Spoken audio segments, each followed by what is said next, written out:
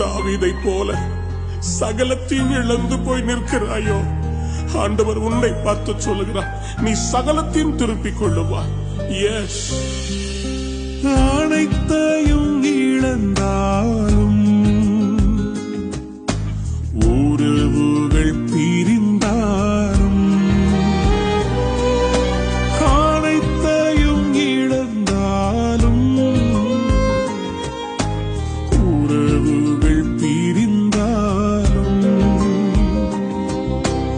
அழைத்தவரோ உண்மையுள்ளவர், சுக வாழ்வை சீக்கிரம் துளிர்க்க.